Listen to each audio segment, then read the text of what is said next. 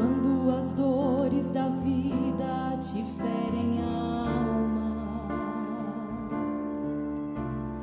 e a cada dia as lutas apagam tua fé, o mar se agita revolto e as ondas querendo te afogar, e todas as portas fecharam-se para você. Parece que Deus não escuta o teu lamento,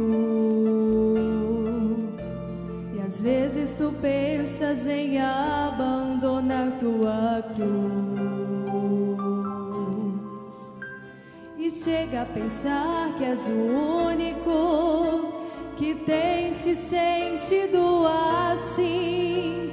O cálice amargo que bebes vai chegar ao fim. Saibas que Deus tem olhado o teu sofrimento, o teu lamento chegou ao trono do Senhor. Deus tem estado ao seu lado todo o tempo, na hora da angústia, na hora da dor. Saibas, não há provação que dure para sempre, e depois da tempestade o sol vai brilhar, pois não há luta que dure por todo o tempo. É Deus quem te garante, a vitória vai chegar.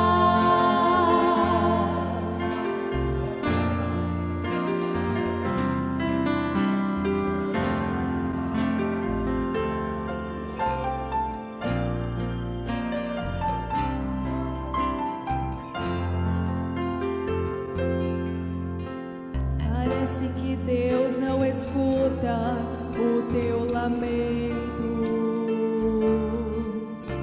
e às vezes tu pensas em abandonar tua cruz, e chega a pensar que és o único que tem se sentido assim. O cálice amargo que bebes vai chegar ao fim. Saibas que Deus tem olhado o teu sofrimento, o teu lamento chegou ao trono do Senhor. Deus tem estado ao seu lado em todo o tempo, na hora da angústia, na hora da dor. Saibas, não há provação que dure para sempre, e depois da tempestade o sol vai brilhar, pois não há luta que dure por todo o tempo.